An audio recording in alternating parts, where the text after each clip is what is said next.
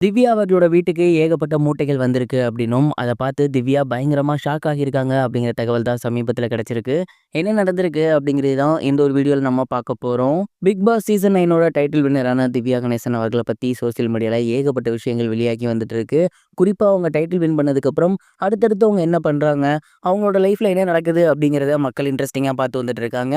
அந்த வகையில சமீபத்தில அவங்களுக்கு என்ன நடந்திருக்கு அப்படின்னா, திவ்யா கணேசன் அவர்களோட வீட்டுக்கு ஏகப்பட்ட மூட்டைகள் வந்து இறங்கியிருக்கு. அந்த மூட்டைகள் எல்லாத்துலயுமே ஏகப்பட்ட கடிதங்கள் இருந்திருக்கு, கிஃப்ட்ஸ் இருந்திருக்கு. அது மட்டும் இல்லாம திவ்யாக்கு வந்து பார்த்தீங்கன்னா, அவ்வளவு பொருட்கள் வந்து இறங்கியிருக்கு. இதெல்லாம் பார்த்து திவ்யா கணேசன் அவர்கள் பயங்கரமா ஷாக் ஆகியிருக்காங்க. அதுலயும் குறிப்பா இந்த கடிதங்கள் மட்டுமே ஒரு மூட்டை கணக்குல இருந்திருக்கு.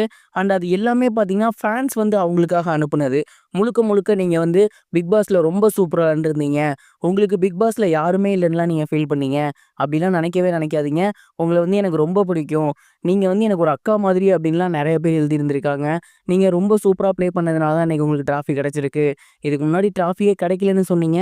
ஆனா இன்னைக்கு பல கோடி மக்களோட அன்பின் சார்பாக அந்த ஒரு கப்பு வந்து உங்களுக்கு கிடைச்சிருக்கு அப்படின்லாம் ரொம்ப எமோஷனலா அவ்வளவு கடிதங்கள் வந்திருக்கு. அது மட்டும் இல்லாம ஃபோட்டோ ஃப்ரேம்ஸ் வந்திருக்கு. இந்த மாதிரி ஏகப்பட்ட விஷயங்கள் மூட்டை மூட்டையா வந்து இறங்கியிருக்கு. இத பார்த்து திவ்யா கணேசன் அவர்கள் ரொம்பவே ஷாக் ஆகிட்டாங்க. வாயடைச்சு போயிட்டாங்க அப்படின்னு தான் சொல்லணும். திவ்யா கணேசன் அவர்கள் ஒரு செலிபிரிட்டி தான். இதுக்கு முன்னாடி சீரியல்லாம் பண்ணியிருக்காங்க. அப்பயுமே அவங்களுக்கு வந்து ஒரு சில ஃபேன் ஃபாலோவிங் இருந்திருக்கு. ஆனா இந்த அளவுக்கான ஒரு மேசிவ் ரெஸ்பான்ஸ அவங்க கொஞ்சம் கூட எதிர்பார்த்ததே கிடையாது இதற்கு முன்னாடி. அந்த அளவுக்கு மக்கள் மத்தியிலேருந்து மிகப்பெரிய ஒரு அன்பு அதிர்வலை அவங்களுக்கு கிடைச்சிருக்கு. அந்த மூட்டையில இருந்த கடிதம் எல்லாத்தையுமே அவங்க பிரிச்சு பார்த்திருந்திருக்காங்க. எல்லா கிஃப்ட்ஸையுமே பார்த்திருந்திருக்காங்க. அவங்க எல்லாருக்கும் கண்டிப்பா கூடிய சீக்கிரமே ஒரு ஸ்பெஷல் தேங்க்ஸ் வீடியோ போடுறேன் அப்படிங்கிற மாரியும் சொல்லியிருக்காங்களாமா. அண்ட் இந்த ஒரு விஷயம் தான் சமீபத்தில திவ்யா கணேசன் அவர்களுக்கு நடந்திருக்கு. இந்த ஒரு விஷயத்த பத்தி நீங்க என்ன நினைக்கிறீங்க? உங்களோட தாட் என்ன? மறக்காம கமெண்ட் பாக்ஸ்ல ஷேர் பண்ணுங்க. இது ஒரு புறம் இருக்க தனுஷ் அவர்கள் 180 கோடி சம்பளம் வாங்கியிருக்காரு அப்படிங்கிற தகவல் வெளியாகி எல்லோருக்குமே மிகப்பெரிய ஒரு ஷாக்கிங் ஏற்படுத்தியிருக்கு. அண்ட் இந்த ஒரு விஷயம் குறித்து சமீபத்தில வந்திருக்க தகவல் என்ன அப்படின்னா, ஒரு படத்துக்கு தனுஷ் அவர்கள் 180 கோடி வாங்க கிடையாது.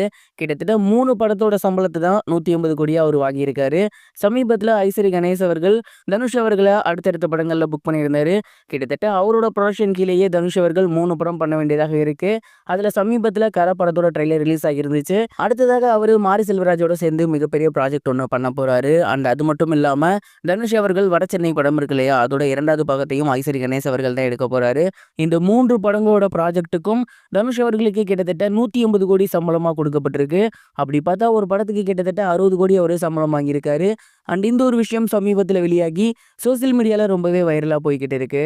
ரஜினி, கமல், விஜய், அஜித் இவர்கள தாண்டி அதிக சம்பளம் வாங்குற ஒரு நடிகரா தனுஷ் அவர்கள் இப்ப சவுத் இந்தியால உருவெடுத்திருக்காரு. அண்ட் இந்த ஒரு விஷயத்த பார்த்து ரசிகர்கள் எல்லாமே பயங்கரமா ஷாக் ஆகியிருக்காங்க.